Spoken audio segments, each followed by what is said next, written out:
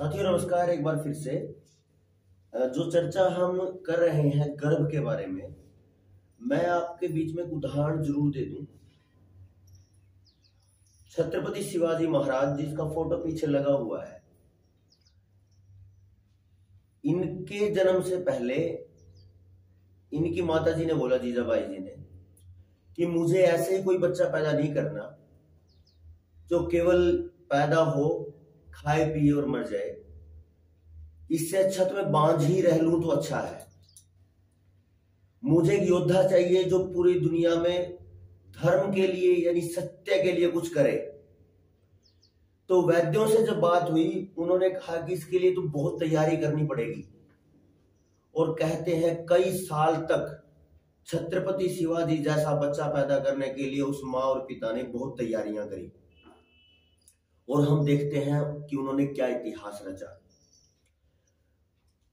ये उदाहरण बहुत बड़ा है और ऐसे उदाहरणों से भारतीय इतिहास भरा पड़ा है। इसके साथ में जो सबसे बड़ी बात यह है कि क्या ऐसा आज भी हो सकता है कि जैसे माँ चाहे वैसा बच्चा पैदा हो जाए, जैसा बाप चाहे वैसा बच्चा पैदा हो जाए, या ऐसा बच्चा जो मनचाहा हो वैसा हो जाए। तो ये जो इतने बड़े ग्रंथ है ये कहते हैं कि ऐसा संभव है। तो इस संभव के बनाने में कैसे और कौन से तथ्य काम करते हैं वो जरूरी है। कुछ लोगों का कहना कि मुझे बुद्धिमान बच्चा चाहिए। तो बुद्धिमान बच्चे का होना तभी संभव है कि जब शरीर में, मां के गर्भ में बुद्धि बन रही हो, तब ध्यान दिया जाए। कुछ का कहना है कि रंग ऐसा हो, तो त्वचा के लिए क्या खाया जाए, किन औषधियों का प्रयोग किया जाए, वो जरूरी है।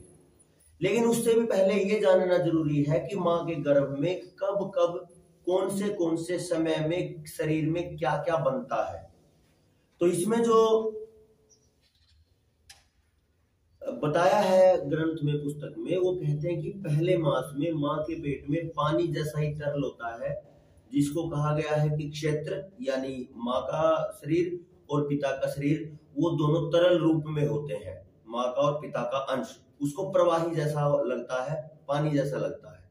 ये पहले महीने में होता है। फिर कहते हैं कि दूसरे महीने में क्या होगा कि दूसरे माह में वात, पित्त और कफ से यह पंच भौतिक समूह पक्क होने लगता है। यानी जो ये माँ और पिता का जो समन्वय है वो जुड़ के जो पानी जैसा था पहले महीने, वो थोड़ा सा टाइट होने लगता है, थोड़ा कड़क होने लगता है, थोड़ा भारी बनने लगता है।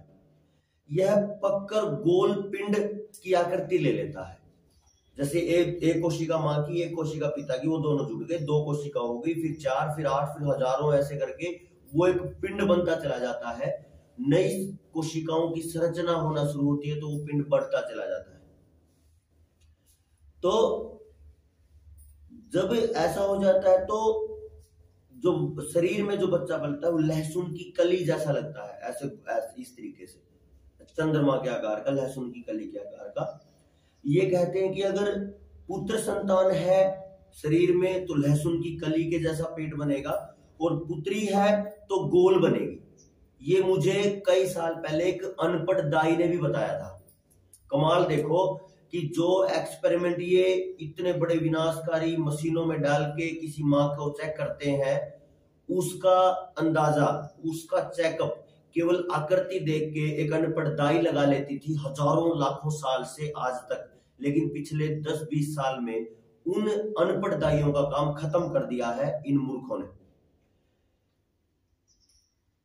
और ये कहते हैं कि अगर गोला आधा है, यानी अर्ध गोल है, और लहसुन की आकृति भी नहीं है, तो वो बच्चा नपुंसकता की श्रेणी में आएगा। ये पहले से पता चल जाता है। इतनी बड़ी बात अनपढ़ लोगों ने, यानी एक अनपढ़ दाई को पता होती थी, लेकिन वो ज्ञान आया था कहीं ना कहीं ऋषियों से। ये दूसरे महीने का है।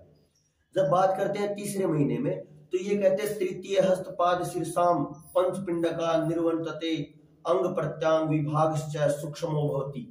ये इन्होंने कहा है कि इतने सारे के सारे जो पिंड है, पिंड में इतने सारे अंग हैं वो बनते हैं। हस्त बनता है, पाद यानी पैर बनते हैं, सिर बनता है, और ये चारों 2 हाथ 2 पैर और एक सिर, इसका सूक्ष्म रूप बनता है, यानी थोड़ा थोड़ा निकलना शुरू होते हैं सूक्ष्म रूप में, सूक्ष्मो भवति, सूक्ष्म रूप में बनना शुरू होते हैं। फिर बनता है गला, छाती, पेट, नाक, होठ, कान, उंगलियां, ये अंग और प्रत्यंग बारीक बारीक बनना शुरू होते हैं। यानी पहले महीने में तरल जैसा, दूसरे महीने में वो शेप ले लेता है, थोड़ा टाइट होके, थोड़ा कड़क होके, भारी बनके। तीसरे महीने में जितने भी अंग हैं वो मामूली से, सूक्ष्म से, अलग से दिखेंगे नहीं, लेकिन वो निकलने की तरफ चलते हैं, जैसे बीज का अंकुरण होता है वैसे। चौथे महीने में बात करते हैं, ये बहुत बड़ा और विशाल सा ये श्लोक है। चतुर्थे सर्वांग प्रत्यांग विभाग है, प्रत्यक्तरो भवति, गर्भ हृदय प्रवक्त भावश्चेतना धातुर अभिव्यक्तो भवति। ऐसे और भी ये लंबा चौड़ा है। इसका ये अर्थ बताते हैं ऋषि कि चौथे महीने में सभी अंग प्रत्यंग के विभाग पूरी तरह से स्पष्ट रूप में दिखाई देते हैं, विकसित हो जाते हैं।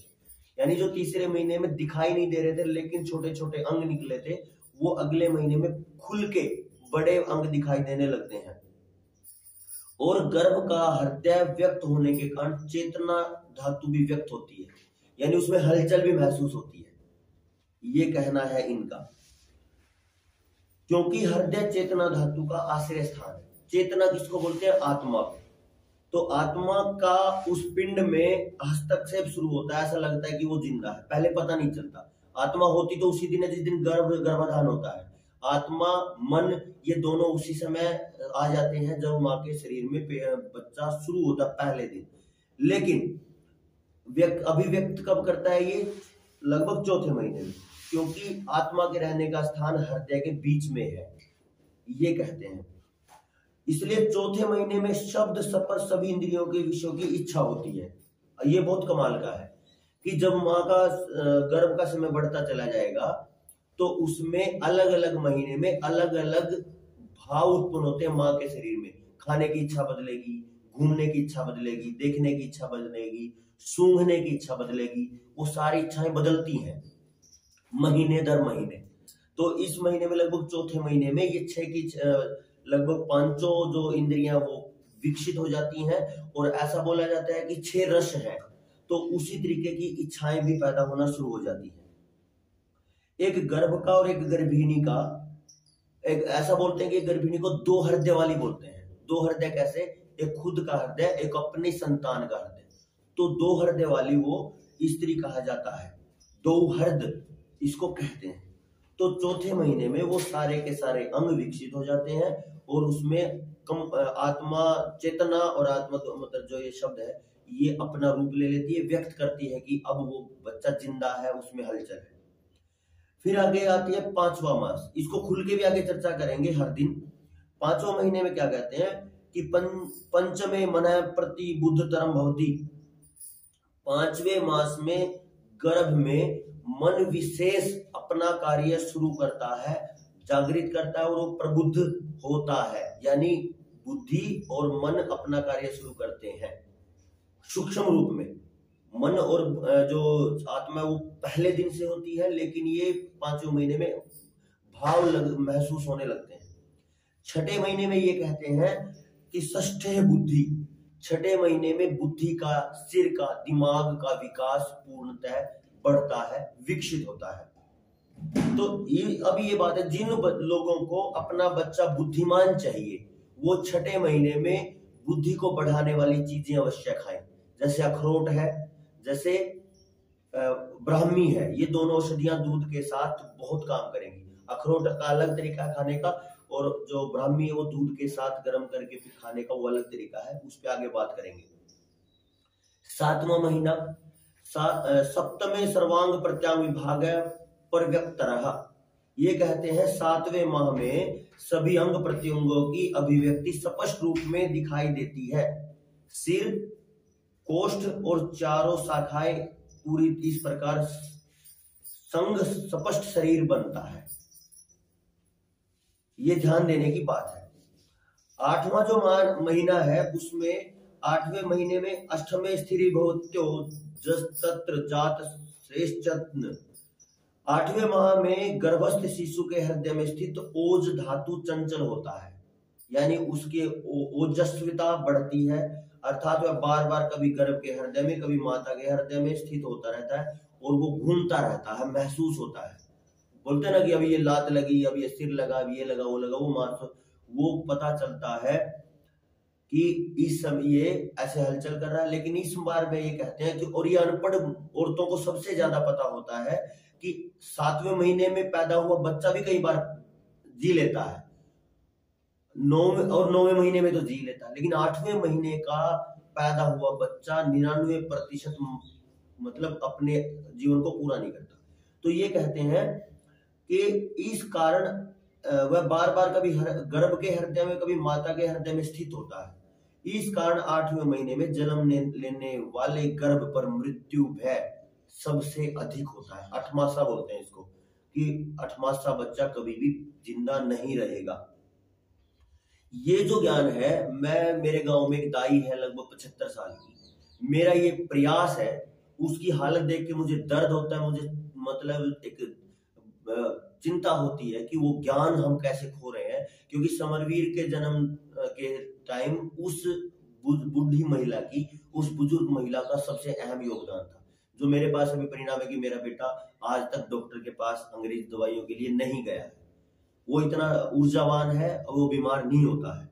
तो वैसे बच्चे हर घर में हो, ये हमारा प्रयास है। तो मैं ये चाहता हूं कि अगर आप सब सहयोग करें तो उस दाई को या ऐसी हजारों दाइयों को दोबारा समाज में स्थापित किया जाए, ताकि ये बकवास नर्स और ये जो कचरा है जिनको कुछ नहीं पता, इनकी जगह वापस वो अनपढ़ दाइयां ही अपना ज्ञान इस समाज में दें, क्योंकि वो जो ज्ञान है वो सबसे जरूरी था। इसलिए आप सबने इतना सुना। नो, और ये कहते हैं कि नो, इसमें तो कुछ जो लिखा है वो मेरी समझ से थोड़ा सा बाहर है, शायद मुझे इसका ज्ञान नहीं है। ये कहते हैं कि 9वें, 10वें, 11वें और 12वें महीने में जन्मा बच्चा स्वस्थ और जीवित रहता है। अब इसका मतलब तो ये हुआ इस ग्रंथ के अनुसार कि अगर बच्चा 10वें महीने में पैदा होता है, 11वें में भी होता है और किसी को 12वां महीना भी अगर हो जाए तो कोई समस्या नहीं है, ये तो ग्रंथ कहता है। लेकिन अब ये ग्रंथ जो कह रहा है, क्या ये कितना सही है, इस पे हम थोड़ा विचार करेंगे। लेकिन 9वें महीने तक जो है, हम अभी तक इसी पे रहते हैं कि अब हमें ये समझना है कि लगभग 9 महीने में हमें अपने बच्चे का विकास कैसे करना है।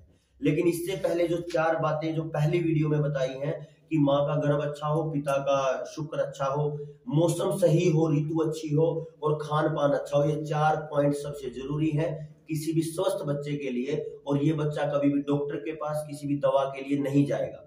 और उसके बाद ये सारी की सारी बातें शुरू होती हैं कि कौन से महीने में क्या होगा, और आगे आगे हम बढ़ते जाएंगे और इसका परिणाम हमारे पास आता जाएगा। ये उम्मीद करिए हम इस ज्ञान को खोएंगे नहीं। अगर हम न्यू वर्ल्ड ऑर्डर को नहीं समझे और उसका विरोध नहीं किया तो समझ लेना कि ये जो हमारी किताबें हैं ये थोड़े दिन बाद नहीं रहने वाली। जो ऋषियों ने, भाई राजू दीक्षित ने जो विद्वत्ता को, जो विद्या को आगे बढ़ाया था, अब हमारी जिम्मेदारी है कि उस विद्वत्ता को आगे बढ़ाया जाए। तो आपने इतना सुना, आप सबका बहुत बहुत धन्यवाद। मैं आपसे फिर से निवेदन करता हूं कि आप सहयोग कर सकते हैं, कमेंट बॉक्स में जाके उसमें चैट बॉक्स लिखा सुपर चैट, उसमें सहयोग कर सकते हैं।